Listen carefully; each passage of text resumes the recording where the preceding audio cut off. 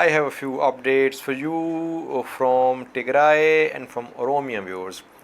Firstly, Amhara state authorities have started leasing and allotting land in western Tigray to Amhara's viewers.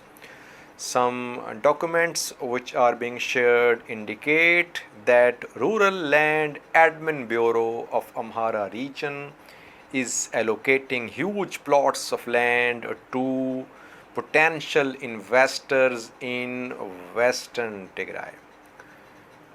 What does this development indicate, viewers? Firstly, it indicates that Amhara state is fully in control of western Tigray. There is very little presence of TDF in western Tigray, in Himora, in Welkait. Common Tigrayans have been pushed out of western Tigray. We have heard statements given by Doctors Without Borders and other relief organizations and refugee organizations that there has been an ethnic cleansing of Tigrayans carried out in western Tigray. And thousands of Tigrayans have been displaced from western Tigray towards Shire. In Shire, there are tens of thousands of displaced Tigrayans, and most of them were displaced from western Tigray, northwestern Tigray. Amhara state and Tigray state have conflicting claims over Raya, Welkait, and Himora viewers. Amhara supporters cite 1990 map in which these areas, especially Himora and Welkait, were not part of Tigray. And Tigrayans say that in the 1840s, Tigray was much larger than today's Tigray, and Himora, Welkait, Raya, and some other parts of other states were part of Tigray. So both have conflicting positions about Welkait, Himora, and Raya views.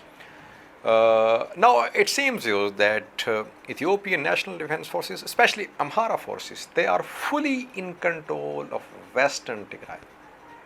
There is very little presence of TDF in western Tigray.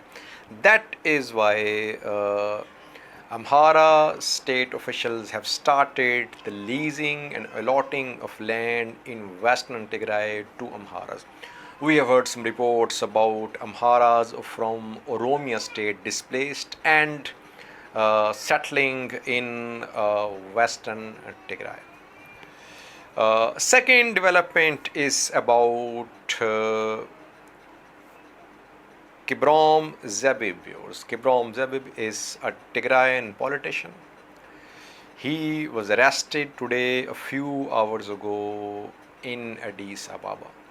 A prominent Tigrayan politician, Kibrom Zabib, has been arrested from his residence by Ethiopian security forces.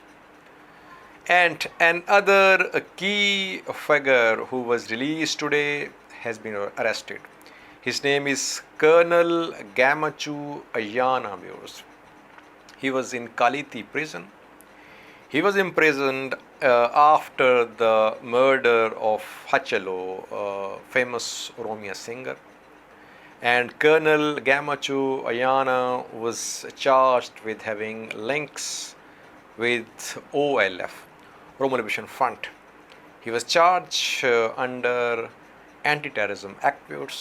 But yesterday, he and 12 other accused were acquitted by an Ethiopian court. Today, he was released. Immediately after his release, he was arrested by Ethiopian Federal Police. So no one now knows about the whereabouts of Gamachu Ayana, who has been in prison since January. He was arrested after the killing, after the murder of Hachalo in June last year. Last update is about a follow-up story which was done by Nima al-Bagir, a Sudanese journalist. In a previous video, I said that she was from Tigray. So, correction, she isn't from Tigray. She is a Sudanese journalist working with the CNN. And a few days ago, she traveled to Aksum and she reported that Eritrean forces, ENDF, were blocking aid supplies to key parts of Tigray, especially Aksum, Sherevios. And she visited a hospital in Aksum a few days ago. Now she has done a follow-up story. I'll show you a clip of Nima al-Baghir speaking with CNN. Nima al-Baghir claims that after her visit to Aksum hospital, the hospital was stormed by ENDF. ENDF soldiers armed with guns and grenades threatened doctors on duty in Aksum hospital, and that the doctors in the hospital are under immense pressure. I'll show you a few snippets of Nima al-Baghir speaking with CNN. Tigray supporters adore her. They are saying that she is fighting for the cause of Tigray on media fronts, but ENDF supporters accuse her of being on the payroll of TPLF and TDF. Watch the video showing Nima al-Baghir speaking with CNN viewers. Thank you for watching. If you are a regular viewer of this show, you will be aware of my colleague Nima al-Baghir's reporting in Tigray.